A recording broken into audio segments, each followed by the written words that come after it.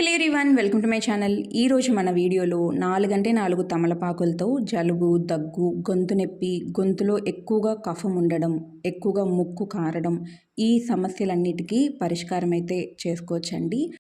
ముందుగా 4 లేతగా ఉన్న తమలపాకులు తీసుకొని శుభ్రంగా కడుక్కోవాలి. కడుక్కున్న తర్వాత మీరు చూస్తున్న విధంగా చిన్న చిన్న ముక్కలుగా కట్ చేసుకొని ఒక చిన్న మిక్సీ జార్లో అయితే వేసుకోవాలి.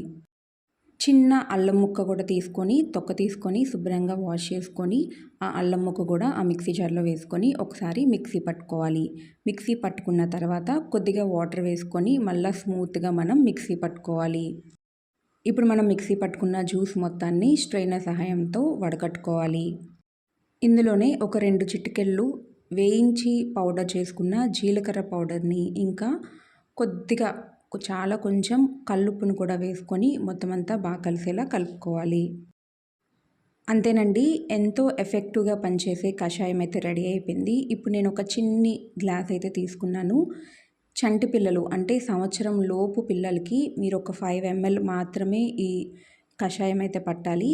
ఒకవేళ ఘాటుగా ఉన్నట్టు అనిపిస్తే కొద్దిగా వాటర్ని కూడా కలిపి మీరు ఆ కషాయాన్ని పిల్లలకైతే పట్టచ్చు. ఒక 2-3 సంవత్సరాల పిల్లలకైతే ఒక 10 to 15 ml వరకు మనం ఈ కషాయం అయితే పట్టచ్చండి. 3 సంవత్సరాలు, 4 సంవత్సరాలు, ఇంకా ఎంత పెద్ద పిల్లలైనా లేదా పెద్దవాళ్ళైనా సరే ఈ గ్లాస్ నిండా తాగొచ్చు, ఏమీ అవ్వదు. ఇందులో మనం వేసుకున్న తమలపాకు, అల్లం, వేయించిన జీలకర్ర పొడి, చిన్న కల్లుప్పు ఇవి అన్నీ కలిసి మంచి ఎఫెక్టివ్గా పనిచేస్తుందండి. 3 రోజులు వరుసగా కనుక ఈ కషాయాన్ని మీరు తీసుకున్నట్టయితే మొత్తం గొంతులో ఉన్న కఫం అంతా కరిగిపోయి మోషన్ ద్వారా మనకి బయటకైతే వచ్చేస్తుంది.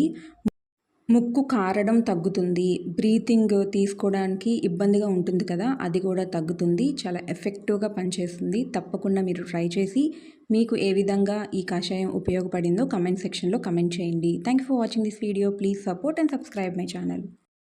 ఈ కషాయం నిల్వ అయితే ఉండదండి, ఎప్పటికప్పుడు ఫ్రెష్గా చేసుకుంటేనే బాగుంటుంది.